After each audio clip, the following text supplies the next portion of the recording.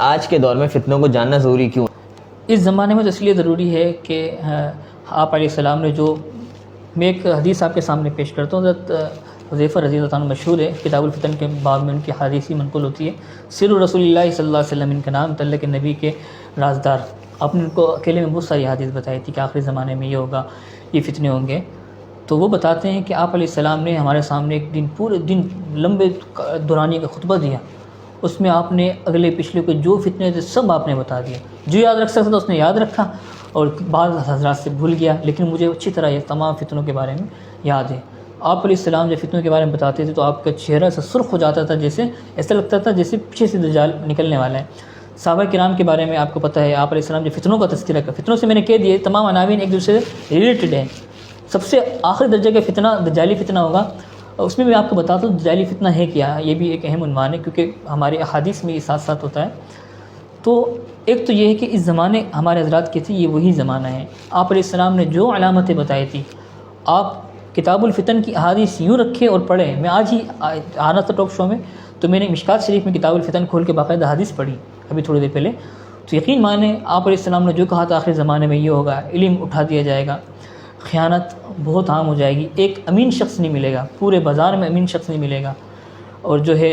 دین کو، استخفاف دین جو ہے اس دین کو بڑا ہلکا شمار کیا جائے گا، دین کی اہمیت نہیں رہے گی،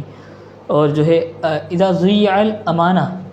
امانت اور ذمہ داری، فانتظر الساعۃ، قیامت کا انتظار کریں۔ تو آپ دیکھیں گے، آپ کو لگے گا آپ علیہ السلام نے اسی زمانے سے ہو بہو ایک علامت ایسی نظر نہیں آتی جو آپ نے کہا۔ ہاں وہ جو علامتیں پوری ہونی ہے، علامت صغریٰ کہ امام مہدی آنے ہے، یہ تو پوری ہوگی، لیکن جو ماحول کے لیے کے حوالے سے آپ علیہ السلام نے بتایا پوری، ہمارے لیے ضروری اس وجہ سے ہے تاکہ ہم اس آخری زمانے میں محنت کریں، کیونکہ ایمان کی فتنے ہوں گے۔ آپ علیہ السلام نے ساتھ بتایا، یصبح کافرا و یمسی مؤمنا، ہمیں ڈرتے رہنا چاہیے، کسی ایسے فتنے کا شکار نہ ہو، صبح اٹھے تو مومن تھے، شام کو کافر ہو جائے، پھر شام کو پھر نماز پڑھ کے مومن ہو، پتہ ہی نہیں کب نکل گئے دین سے، کب چلے گئے ایمان میں، کوئی عقیدہ نظریہ ایسا اپنا لیا۔ تو اس لیے اور زیادہ چوکنا ہونے کی ضرورت ہے ہمیں۔ صحابہ کے زمانے میں، تابعین کے زمانے میں للہیت کا دور تھا، تقوی کا دور تھا، ابھی زیادہ اس لیے کیونکہ اچکنے والے فتنے کھڑے۔ آپ علیہ السلام نے کہا، یختلس کا لفظ آیا حدیث میں، اچکنے والے فتنے، اچک لیں گے۔ آپ گھر سے باہر نکلے، اچکنے کے لیے کتنے فتنے کھڑے ہیں، آپ واپسی آتے ہیں آپ کے دل کی حالت بدل چکی ہوتی ہے۔ آپ کو جو ہے، آپ اندھیرے میں بیٹھے ہیں، کمرے میں اکیلے، آپ کے ساتھ کوئی نہیں ہے، خلوت ہے، وہاں بھی ایک بڑا فتنہ سب کو پتہ ہے موجود ہے، کیسے اچکتا ہے، پورا ایمان خالی کر دیتا ہے۔ آپ علیہ السلام نے باقاعدہ حدیث میں فرمایا ہے، میں وضاحت کر رہا ہوں تاکہ آگے یہ سوال شاید آئیں آپ کے دل میں پہلے آپ کو بتا رہا ہوں۔ تو آپ علیہ السلام نے باقاعدہ اس حوالے سے کہا ہے کہ انسان سوئے گا، صورتحال یہ ہوگی کہ انسان سوئے گا، اٹھنے کے بعد اس کے دل میں ہلکا سا، یعنی ایک جیسے نکت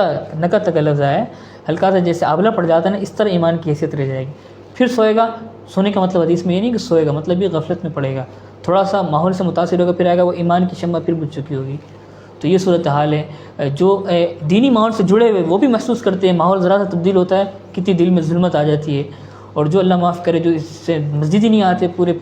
مہینے، پورے سال، تو ان کے لیے کتنا، ان کو ایمان کی فکر کرنی چاہیے۔ لیکن ابھی نے پہلے کہہ دیا، ایمان سے اس طرح نکل جائیں گے، اور ایمان کو مطلب ایمان سے اچکنے والے فتنے، اس لیے ہمارے لیے اتنے باب میں نے ایک محدثین نے کافی وجوہات ذکر کی ہے کہ کیوں ہم کتاب الفتن کو پڑھیں، سیکھیں، سمجھیں، اس عنوان پر ہم، ایک بڑا یہ ہے، اور جو ہے ہمارے لیے اہم جو ہے سبب یہ بھی ہے کہ ہم اس لیے اس موضوع کو سیکھیں۔